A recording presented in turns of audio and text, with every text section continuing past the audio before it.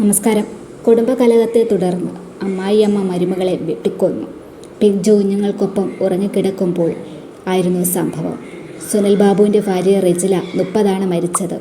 പ്രതിയായ Shantha 70 police arrest ചെയ്തു. ഇന്നലെ രാവിലെ 6 സംഭവം. ഓട്ടോ ഡ്രൈവറായ സുനിൽ ബാബു ജോലിക്ക് പോയിരുന്നു. ചായ കിട്ടാതായതോടെ രോഷാകുലയായ ശാന്ത വാക്കത്തിയുമായി വന്ന് മുറി തള്ളി തുറന്ന് റെജിലയെ പലതവണ വെട്ടി. ചോര ചീറ്റുന്ന അവസ്ഥയിൽ പുറത്തേക്കോടുന്നതിനിടയിൽ റെജില വാതുക്കൽ തളർന്നു വീണു.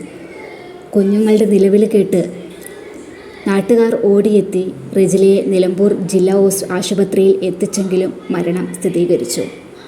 കഴുത്തിലും മുഖത്തും തലയിലും കൈയിലും വെട്ടേറ്റിട്ടുണ്ട്. കഴുത്തിലേറ്റ ആഴത്തിലുള്ള മുറിവാണ് മരണകാരണം. ശാന്തയെ സ്റ്റേഷനിലെത്തിച്ച് ചോദ്യം ചെയ്ത് അറസ്റ്റ് രേഖപ്പെടുത്തി. ഇന്ന് രാവിലെ ജില്ലാ ആശുപത്രിയിലെത്തിച്ച് വൈദ്യപരിശോധനയ്ക്ക് ശേഷം സംഭവസ്ഥലത്തെത്തിച്ച് തെളിവെടുപ്പ് നടത്തി. കരുളായി വാസുപടിക്കൽ രാജൻ്റെയും വത്സലയുടെയും മകളാണ് റെജില. മക്കൾ തീർത്ഥ, ഋഷിക. പോസ്റ്റ്മോർട്ടത്തിന് ശേഷം ഇന്ന് രാവിലെ 9 മണിക്ക് റെജിലയുടെ വീട്ടുവളപ്പിൽ സംസ്കരിക്കും.